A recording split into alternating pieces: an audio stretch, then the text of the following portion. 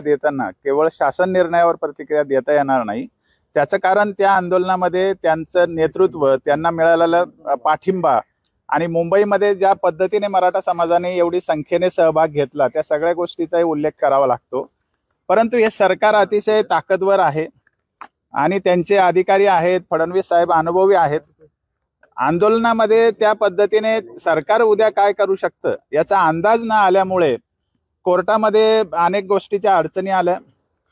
त्याशिवाय मीडियात ज्या बातम्या प्रकाशित झाल्या त्याचा अंदाज ग्रामीण भागातल्या मराठा समाजाच्या लोकांना आला नाही, त्याचाही त्या ठिकाणी उपयोग झाला आणि एकंदरीत कोर्टामधूनच जरांगे पाटलांनी आंदोलन थांबवावं अशा पद्धतीचा आदेश आल्यानंतर जरांगे पाटलांच्या हातातही फार गोष्ट राहिली नाही आणि तेव्हा सरकारला शक्ती आली आणि त्यांनी फक्त आम्ही बैठका घेतोय, आम्ही विचार करतोय अशा पद्धतीने 2 दिवस घालवले।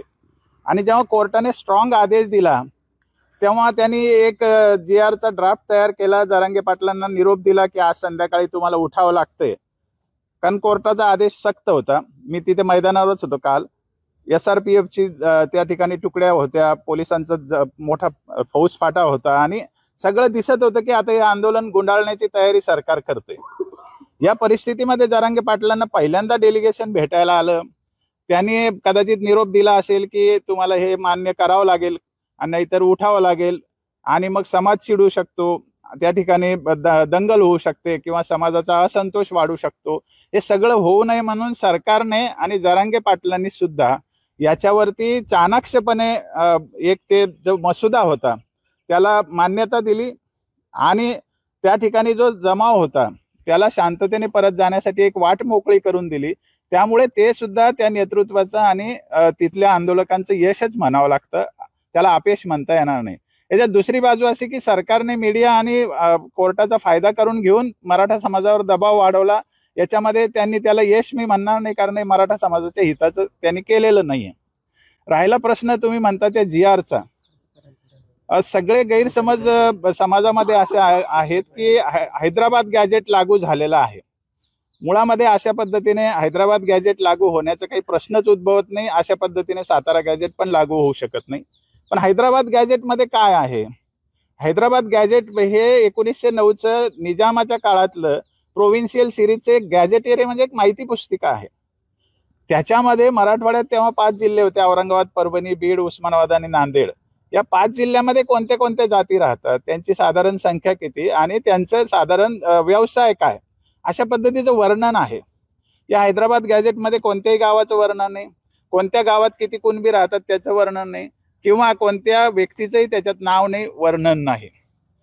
त्यामुळे हैदराबाद गॅजेट मुळे काही घडतंय असं अजिबात नाहीये। GR मध्ये जे हैदराबाद गॅजेट लागू करणे वगैरे वगैरे जी कथा सांगितलेली आहे ती केवळ दिशाभूल करण्यासाठी सांगितलेली आहे। हैदराबाद गॅजेट लागू झालेलं नाही। त्यामुळे काय झालंय, आता सरकारने काय सांगितलं की हैदराबाद गॅजेटचे पुरावे बघून, म्हणजे त्याच्यातला एकही पुरावा बघण्याचा प्रश्नच उद्भवत नाही, कारण त्यात पुरावेच नाहीयेत।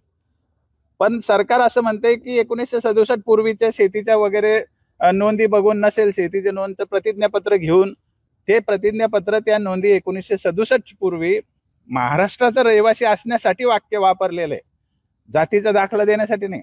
पण जातीचा दाखला देण्यासाठी जे वाक्य आहे ते असं आहे की रक्ताच्या नात्यात किंवा कुळामध्ये कोणाकडे जरी नोंद असेल, म्हणजे एका आडनावाची नोंद असेल, तर त्या कुळामधील सगळ्यांना त्याच्या आधारे दाखले मिळू शकतात। आणि समजा मी उदाहरण देऊन सांगतो आता की मी सराटे आहे, आमच्या सराटे घराण्यात कोणाकडेच नोंद नाहीये कुणबी जातीची, मग माझी आत्या गावातच दिलेली आहे, म्हणजे नातेवाईक आहे, पोफळे त्यांचं आडनाव आहे, तर त्यांच्याकडे नोंद असेल, समजा त्यांच्याकडे प्रमाणपत्र असेल, तर मला त्या नोंदीचा काही फायदा होणार नाही, ते गावातले नातेवाईक असले तरी। समजा माझी पुतणी आवटेमध्ये दिली, आवटेमध्ये नोंद असली तरी व्यायी झाले म्हणून त्यांच्या जातीच्या नोंदीचा फायदा सराट्यांना होणार नाही। मग सराट्यांना काय फायदा होईल? समजा सराटे 100 घरं आहेत सराट्यांची, तर त्यातल्या काही घरांचे कसं वंशावळीमध्ये जुळवता ज्याची नोंद आहे त्याच्यापर्यंत पोहोचत नाही। मग त्याच्यासाठी ती समिती आहे, गृह चौकशी त्याच्यासाठी होणार आहे की हे एकच कुळ आहे का, हे भावकी आहे का, यांचं रक्ताचं नातं आहे का, हे एकमेकाशी संबंधित आहे का। तर अशी नोंद कोणत्या तरी एका कुळामध्ये सापडली तर त्या कुळातील सर्वांना, त्या रक्ताच्या नात्यातील सर्वांना त्या नोंदीचा फायदा देण्यासाठी ज्याच्याकडे सर्टिफिकेट, ज्याच्याकडे नोंद आहे तो ऍफिडेव्हिट देऊ शकतो, हो ते माझ्या भावकीतले आहेत.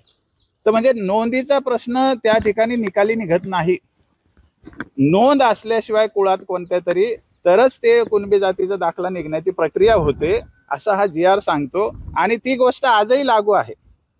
फक्त या ठिकाणी नवीन सांगितलेलं आहे की जी समिती नेमली, ती समिती गृह चौकशी कशाची करील, तर वंशावळ जुळवता जर अडचणी असतील तर ती वंशावळ जुळवण्यासाठी एकाच कुळातील लोक असतील, रक्ताच्या नात्यातील असतील, याच्या चौकशा करून ते त्याला सकारात्मक प्रमाणपत्र देऊ शकतात की हो हे सर्टिफिकेट मागणारी व्यक्ती आणि ज्यांचं प्रमाणपत्र आता अस्तित्वात आहे ते एकमेकाचे नातेवाईक आहेत, रक्ताचे नातेवाईक आहेत.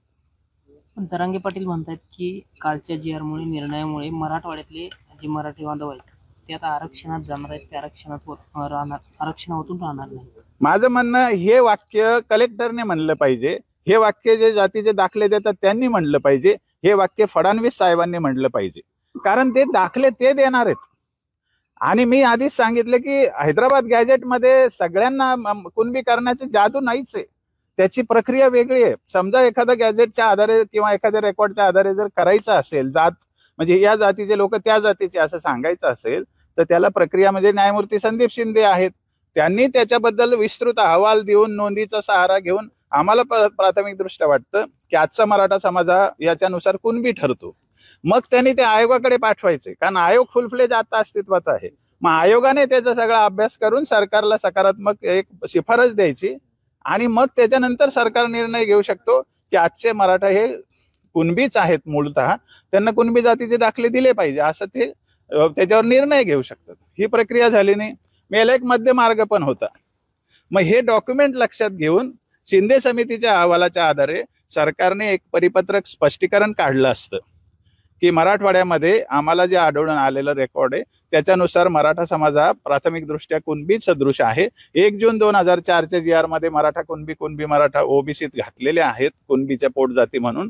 त्यामुळे ज्यांच्याकडे कुणबी जातीची नोंद नसेल त्यांना सुद्धा मराठा आणि कुणबीचे तत्सम हे दिसते का, वैशिष्ट्य दिसतात का, म्हणजे हे शेती करणारे आहेत का, हे गावात राहतात का, आणि यांचे मराठा आणि कुणब्यांचे रोटीबेटी व्यवहार होतात का, असं सगळं त्याच्यात लिहून आता जो नियम आहे ज्याच्यामध्ये नोंद नसताना प्रमाणपत्र देता येतात 4-3 मध्ये, तर त्याचा आधार घेऊन सरकारने एक स्पष्टीकरण पत्र जर काढलं असतं तर सगळ्यांना मिळालं असतं. ते स्पष्टीकरण पत्राचा ड्राफ्ट जरांगे पाटलांनी सरकारकडे दिलेला होता, सरकारने त्याला केराच्या टोपलीत टाकलं आणि म्हणून ही अवस्था ओढवलेली. त्या जरांगे पाटलांनी पहिल केलेली होती, केली नव्हती असं नाही, पण सरकारला खरं द्यायचं नाही ना, सगळ्यांना द्यायचं असतं तर कशाही प्रकारे देऊ शकतात. आणि त्यामुळे याच्यामधून सगळ्या मराठ्यांना कुणबी जातीचे दाखले मिळतील मराठवाड्यात असं नाहीये. हे अधिकाऱ्यांनी सांगितलं तर त्याच्यावर विश्वास ठेवते. म्हणजे ही फसवणूक म्हणता येईल, एक प्रकारे फसवणूक म्हणता येईल. फसवणूक हा शब्द मी वापरत नाही. त्याचं कारण असं आहे की जरांगे पाटलांना दाखवलं, जरांगे पाटलांनी वाचून दाखवलं, सर्वांसमक्ष 2 पक्षांनी त्याला मान्यता दिली, त्यामुळे त्याची फसवणूक कसं म्हणणार. दोघांनी व्यवस्थितपणे समजून उमजून समाज हितासाठी त्या ठिकाणी दंगल होऊ नये किंवा अनरेस्ट होऊ नये असं सगळं एक साधक बाधक विचार करून घेतलेला निर्णय ना तो. भवितव्य काय याचं भवितव्य काही नाही. हे जे आता कुणबी जातीच्या नोंदीच्या आधाराने जे मिळतं त्याच्यामध्ये वंशावळ जुळवण्यामध्ये थोडा फायदा होईल, इथलं परसेप्शन बदलेल. कारण आम्ही 67 पासून बघत होतो की इथे कुणबी राहतच नाही. जरांगे पाटलाच्या निर्णयामुळे शिंदे समिती आली, इथे कुणबी राहतात हे सिद्ध झालं. आता याच्यामुळे सगळ्यांचं काय होईल, धारणा होईल की इथे कुणबी राहतात, मग त्यांना द्यावे लागतात.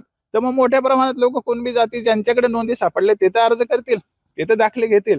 आणि हा जो भ्रम पैदा झालेला आहे की मराठ्यांना आरक्षणच नाही, हे पण चुकीचं आहे ना. 10% SCBC आरक्षण भारतामध्ये एका जातीला 10% कोणालाच दिलेलं नाही, मराठ्यांना 10% दिलेलं आहे. बरं, घटनात्मक तरतूद आहे 342 याची की फक्त मराठ्यांचंच आरक्षण लिगल आहे. हे मी ओरडून सांगतोय मराठ्यांना की तुम्ही या नॅरेटिव्ह मधून बाहेर पडा. ओबीसीचं आरक्षण चालू आहे म्हणजे ते कायदेशीर आहे. हे जे खोटं सांगितलं जातं ते खोटं आहे हे सिद्ध करा. मराठ्यांच्या हातात मोदींनी अनुभव दिलेला आहे. 342A, 338B आणि 366-26C हे कलम घातले घटनेमध्ये, त्याचा वापर केला तर SCBC हेच आरक्षण घटनात्मक ठरते. ओबीसी आरक्षणाची लढाई आपली चुकीच्या ट्रॅकवरची खरं आपलं कुठेतरी म्हणजे हा 10% हाच मार्ग एकमेव तिकडे म्हणजे ज्या गावाला जायचंय तो गावचा रस्ता न दाखवता दुसरीकडे नेला मराठ्यांना फायदा कशामध्ये? ओबीसी आरक्षणामध्ये आहे का सध्या 10% आहे त्याच्यामध्ये? आणि तिकीट कसं- पक्षात. एक लक्षात घ्या की कुणबीचा विषय केव्हा आला होता, मराठवाड्याचं आंदोलन केव्हा सुरू झालं, जेव्हा 21ला आमचं एसीबीसी गेलं होतं. मग त्यावेळेला आमच्याजवळ पर्याय नव्हता, कारण वरचं टिकत नाही. मग आता मराठवाड्याचा प्रश्न सोडवण्यासाठी आम्ही मराठवाड्यापुरती भूमिका घेऊन आंदोलन सुरू केलं होतं. आता ते मराठवाड्याचं होत होत असताना आपण महाराष्ट्र स्तरावर मागणी नेली, मग ते फिसकटलं, मग सगळे स्वरे आलं, ते पण झालं नाही. आणि दरम्यान सरकारने एसीबीसी आणलं. मग आता मार्ग बंद होता जातात ना पुढच्या स्टेप्स आल्यानंतर. मग आता मराठ्यांना काय वाटत होतं, तेव्हा जे राहून गेलेलं आहे ते आता करून घेऊ. मग आता करून घेण्यासाठी हैदराबाद गॅजेट आलं. मग ते परिपूर्ण लागू करता येत नाही, कारण सरकारलाही माहिती एक आरक्षण दिलेलं आहे, ओबीसी अंगावर येणार, असं कसं लागू करणार. पण मराठा समाजामध्ये असं काही घटक आहे जे पॉलिटिकल ऍस्पायरंट्स आहेत, त्यांना पाहिजे राजकारणामध्ये जायचंय. मग कुणबी जातीचे दाखले घेतले तर राजकारणात उभं राहता येतं ना. आणि त्याच्यात काँग्रेसचे लोक आहेत आंदोलनामध्ये, शरद पवार साहेबांचे लोक आहे, उद्धव ठाकरे साहेबांचे लोक आहे, गावोगावचे इच्छुक लोक आहेत. मग त्यांना वाटतं ना कुणबीच झालं पाहिजे म्हणून. जरांगीची लढाई राजकीय आरक्षणासाठी जास्त वाटते का मागणी? नाही, जरांगेच्या मनात काय हे मी सांगू शकणार नाही, पण असे लोक आहेत आंदोलनामध्ये हे तर सांगू शकतो की ज्यांना राजकीय फायदा घ्यायचा आहे आरक्षणाचा. पण मराठा समाजाचं मी सर्वेक्षण केलं, मराठवाड्यात मी फिरलेलो आहे. आमचं मराठा समाजाची मागणी कायमस्वरूपी शैक्षणिक आणि याची नोकऱ्यातल्या आरक्षणाची, त्यांनी राजकीय आरक्षणाची मागणी केलेली नाहीये. त्यामुळे एसीबीसी हा जो कायदा आहे आणि घटनेतली जी कलम आहे ती राजकीय आरक्षणाला लागू होत नाहीत. त्यामुळे तिथे राजकीय आरक्षण मिळत नाही. आणि ते आरक्षणच आहे, ते कोर्टात चॅलेंज झालं तर आपलं कर्तव्य आहे लढणे, सरकारसमोर भांडणे, ते लिगल करून घेणे, घटनेच्या तरतुदी दाखवणे, वकिलांमध्ये त्याच्यामध्ये संवाद करणे. खूप मार्ग अजून आहे ना शिल्लक. थोडक्यात की आरक्षण आंदोलन गुंडाळायला लावलं सरकारने का जरांगी पाटलांना गुंडाळून घेतलं? जेव्हा आंदोलन सुरू होतं तेव्हा दोन पक्ष असतात. मी आंदोलकच आहे, 84 पासून मी मैदानावर आंदोलन करतो, नेता पण राहिलेलो आहे. मुळामध्ये दोन पक्ष जेव्हा वेगळे असतात, एक पक्ष दुसऱ्यावर कुरघोडी करायचा प्रयत्न करतो. सरकारने त्यांची चाल चालली, जरांगे पाटलांनी त्यांचं काम केलं, त्याच्यामध्ये सरकार भारी पडलेलं आहे. कोर्टाचा आदेश घेतल्यानंतर जो कायदा मानणारा माणूस आहे, घटना मानणारा माणूस आहे, शांतताप्रिय समाजाचा नेता आहे, त्याला कोर्टाचा आदेश मानावाच लागेल ना. मग जे शक्य होतं सरकारकडून करून घेणं, कागद घेणं, ते त्यांनी घेतलेलं आहे. पर्याय तरी काय होता जरांगे पाटला? सरकारने फसवलं नाही म्हणतात. मी फसवला हा शब्द वापरणार. जरांगे पाटलांकडे पर्याय नव्हता म्हणून त्यांनी हा शासन निर्णय स्वीकारला. कोर्टाचे आदेश आल्यानंतर जरांगे पाटलांकडे पर्याय नव्हता हे